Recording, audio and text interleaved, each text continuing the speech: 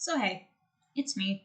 I don't think I need to introduce myself here since I'm pretty sure the only ones who will give this video any attention is my professor. How's it going, Rob? And the 2 people subscribed to this channel, but whatever. It's November, I'm a college student working on finals and living solely off of caffeine.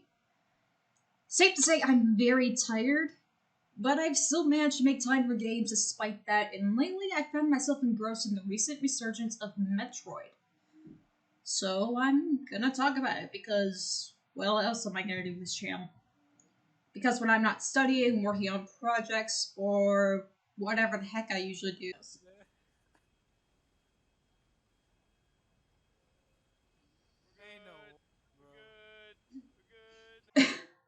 I'm usually writing stuff like this anyway. So, August 6th, 1986. Nintendo released a new IP that takes a stark departure from their usual bright and colorful game design. Gone are the chipper melodies and bright pixel art startup screens, and in their place is an ominous symphony and a much darker sci-fi aesthetic. Metroid was, and still is, a bit of a black sheep among the rest of Nintendo's titles.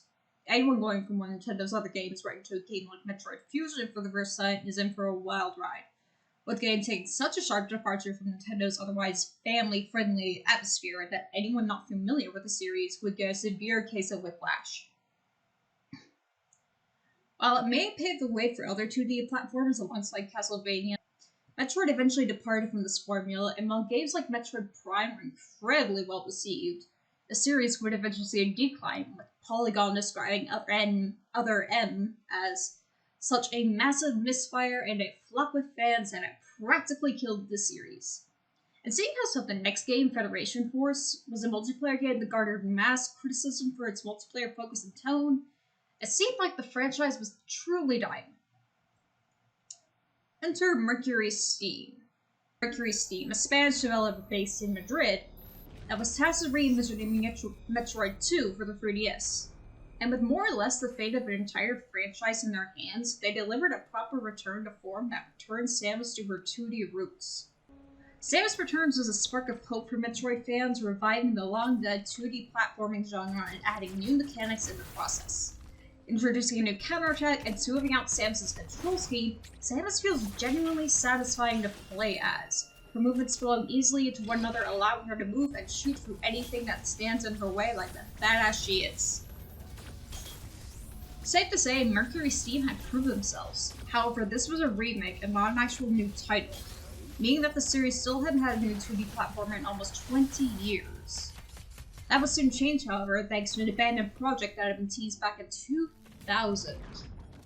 Known as Project Red, the original vision for this project would forever remain a mystery, as the original concept was never realized. Seeing this, Mercury Steam decided to breathe new life into the project, and thus Metroid Dread was greenlit and released. Now, I have to confess, Dread is my first Metroid game. However, it is not my first Metroidvania, and if Nintendo keeps this up, then it definitely won't be my last. But even as a newcomer to the series, Dread does a marvelous job appealing to old and new fans alike. Samus genuinely feels good to play as, and the added ability of parrying while mid-dash and makes sucking an alien in the face all the more satisfying. While a very linear game with almost no amount of pure play in sight, Dread doesn't need any of that to be considered a good game.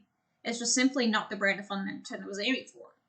Dread is also fairly challenging as far as Nintendo games go. It's no Dark Souls or Hollow Knight, as the parry maneuver can be fairly lenient. But its difficulty on standard mode is enough to generate a few articles contributing to the endless debate of whether or not games should have an easy mode. And a huge part of that, I feel, is a new enemy type that Dread introduces. That's right, I'm talking about those creepy one-eyed robots in the box art who I'm convinced can smell fear, despite not actually having a nose. I am, of course, referring to the Emmys. Emmys are a new pursuer-type enemy that Dread throws at you with solely as someone clocking you in the back of the head with a brick. Now, this isn't the first time Metroid has done this. Fusion has you running from a twisted alien version of Samus throughout its campaign. And if you want pursuer-type enemies in other franchises, just look at Resident Evil. But the Emmys are a bit different. Now, instead of one invincible monster trying to kill you, Samus now has to face off against 7 of them.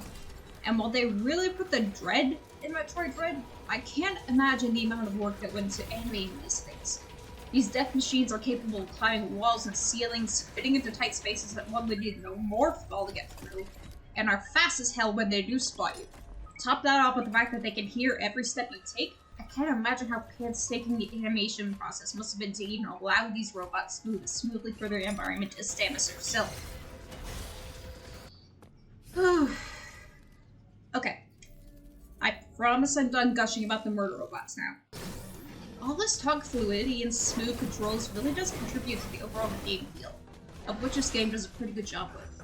And unlike Samus Returns, the counterattack doesn't disrupt the game flow or flog the 3DS title pad, as countering in that game would stop Samus in her tracks. Dread addressed this problem with the inclusion of a dash melee, allowing Samus to speed and punch her way through anything that dares get in the way.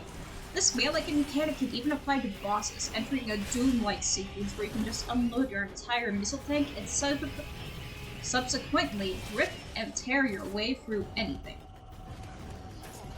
Dread is by far one of the weirder development stories I've researched in a long time. A game that has been stuck in the development void for over 20 years. And if I'm being honest, I don't think Dread would have had the same impact if it had released any earlier.